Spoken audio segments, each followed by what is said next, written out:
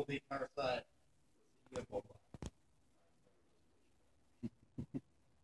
Sounds great. Thanks everybody for coming.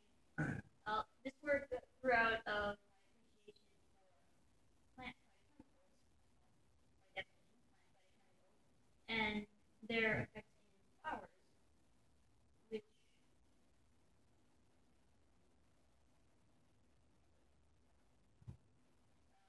flowers are quite vulnerable to infection because they are highly trafficked areas. They are visited by many pollinators who choose them as picnic tables and as portagons. So they can be vulnerable to all sorts of diseases and need quite a few antimicrobial phytochemicals. Now, what about those phytochemicals that are being consumed by pollinators that eat the nectar and the pollen of plants? So could these phytochemicals also be medicinal for the pollinators that are eating them? And that could be really important these days, given that many wild pollinator species have been declined. Here's a study from our lab in which 4 of these phytochemicals had inhibitory effects on infection, decreasing the parasite infection level relative to the controls. Now that looks pretty good, but then the next year we didn't see those effects again. So here are some of the same phytochemicals. Nicotine and abasine and their combination did not inhibit the infection relative to the controls, and nor did thymol. Here's the putatively medicinal 0.2 ppm dose from the previous year, and that did not reduce infection relative to the control, nor did doses that were 10 or 100 times that high. So what's going on here? Can phytochemicals really inhibit parasites?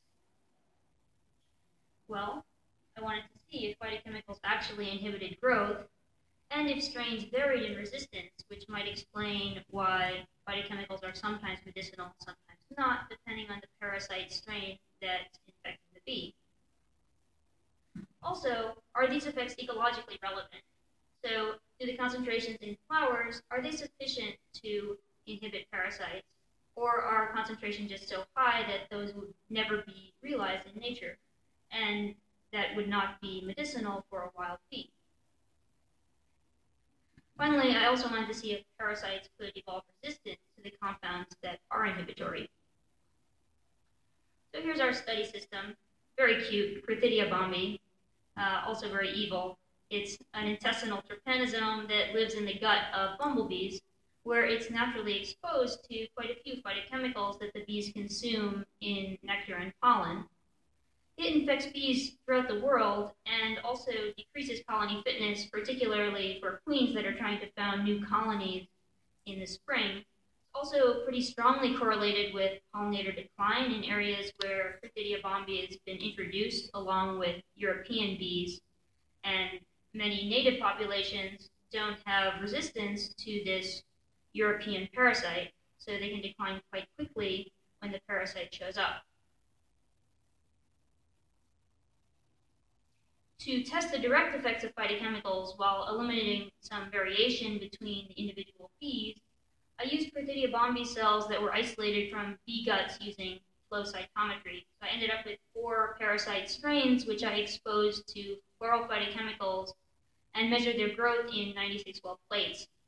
Here's some representative data, some growth curves with time on the x-axis and cell density on the y. So what I'm looking for is to compare the growth in the absence of phytochemicals with the growth in different concentrations of inhibitory phytochemicals to estimate what's the dose, what's the concentration that's needed to inhibit growth by 50%. Okay, so here's some results. Start with chlorogenic acid, which is a very common phenolic in nectar, and the inhibitory concentrations for some of Crithidia's relatives, medically important trypanosomes. Here's trypanosome of Kruse, which causes Chagas disease, trypanosome of Brucei, causes African sleeping sickness, and Leishmania donovani, which causes leishmaniasis.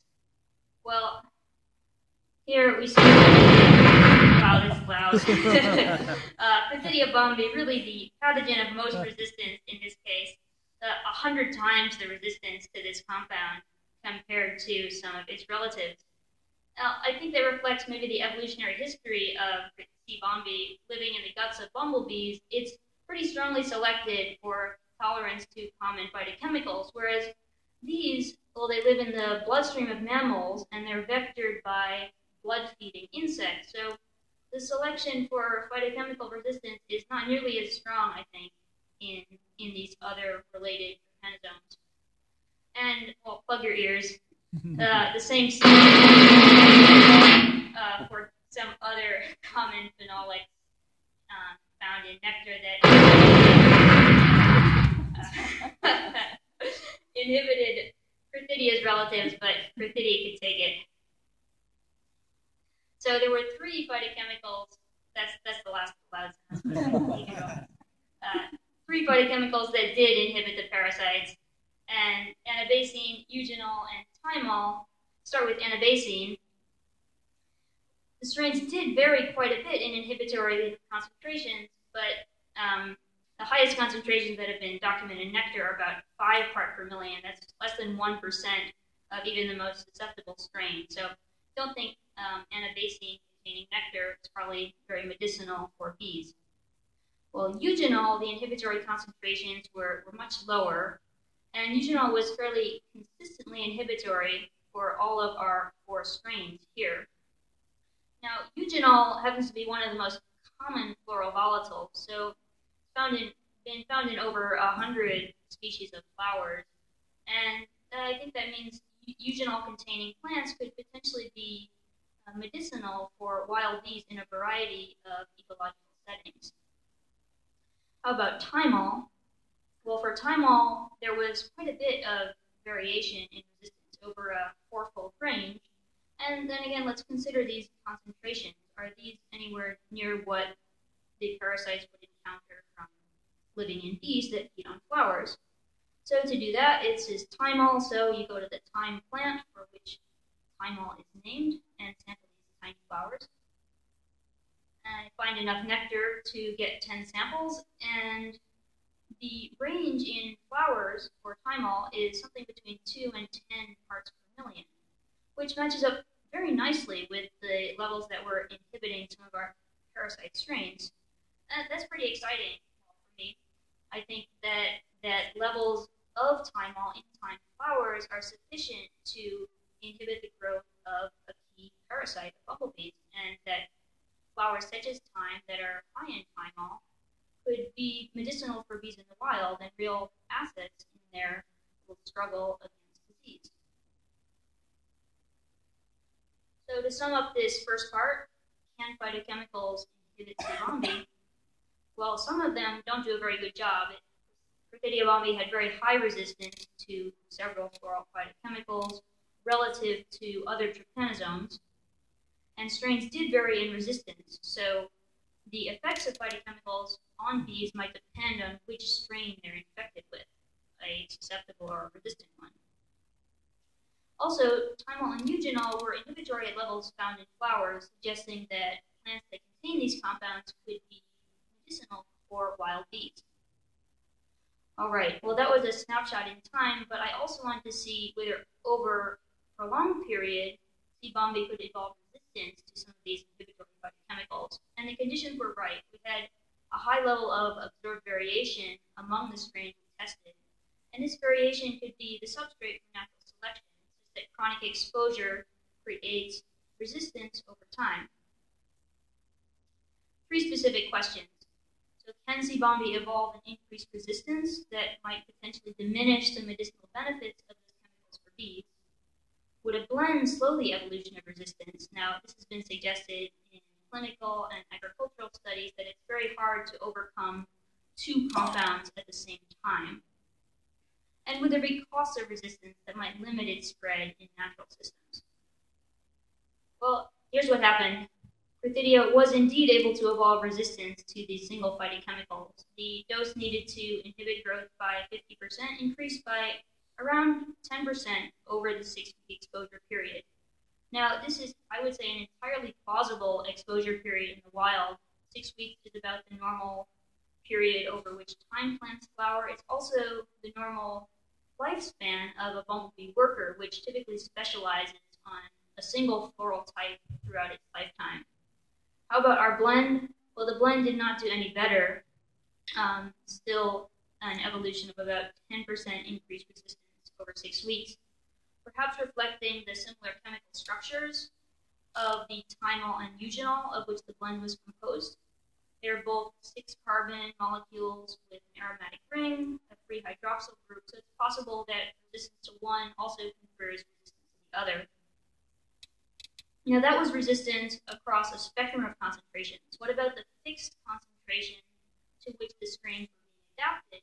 And for that, the adaptation is even stronger. So initially, the exposure treatment decreased growth by over 50%, but after 6 weeks, that same concentration had hardly any inhibitory effect. And the same was true for the blend. Now, these are not trivial concentrations. This is 12 part per million thymol, whereas the highest concentration documented in nectar was only 10 part per million. So over the course of a single growing season, parasites can become almost completely resistant to the highest concentrations they would encounter in nature. What about a cost? Now, this would limit the spread of resistance, and if there were a cost, we'd expect that in the exposed lines, as they acquire resistance, their growth in the absence of phytochemicals is decreased relative to the controls. But that's not the case here. We didn't see any evidence for a cost of resistance. In the absence of phytochemicals, our exposed lines, they grew just as well as the controls. To sum up this second part, can C. bombi evolve resistance to phytochemicals? Yes, and that could seriously diminish the medicinal value of those compounds for bees. Second, will a blend slow resistance? In our case, no, the thymol-eugenol blend did not slow resistance. It would be interesting to see if a more structurally diverse blend would have different effects. And would there be a cost of resistance? We didn't see any. The exposed lines grew just as well as the controls in the absence of phytochemicals, which indicates that resistance could be developed during bouts of selection when high phytochemical plants are in flower, and then maintained until the next growing season, when another selection bout could augment that resistance, and over time, the inhibitory effects of those phytochemicals will diminish. Put these two parts together, floral phytochemicals can be strong medicine for bees, but parasites look to be evolvable juggernauts that can overcome those effects. Now, what is a juggernaut? That is the question. A juggernaut comes from the Sanskrit word for a rolling Hindu temple that was known to actually roll over and demolish any unwary disciples that happened to be in its path. And now it is a metaphor for an unstoppable force, and it could be just that, capable of demolishing some of our endangered pollinators. With that, I'd like to thank my colleagues, my family, and my sponsors. And thank you for coming. Take any questions. We have a minute left or so.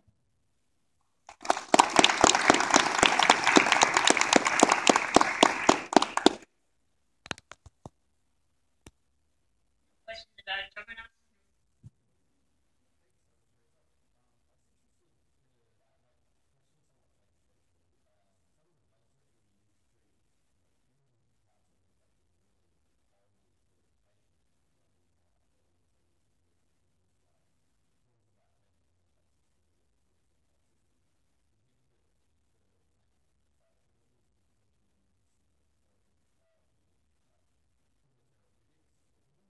Yeah, so the question was, could phytochemicals be used against human infections? And yeah, they're actually, traditional remedies are usually either plants or mixtures of plants. So one of the key, actually artemisinin, which is the main antimalarial drug these days, is from the plant Artemisia. And one of my colleagues in my same building did a study on that the whole plant extract of the Artemisia is actually more effective than a purified artemisinin, which is in turn a lot more effective these days than something like quinine, which was used in the past, and there's a lot of resistance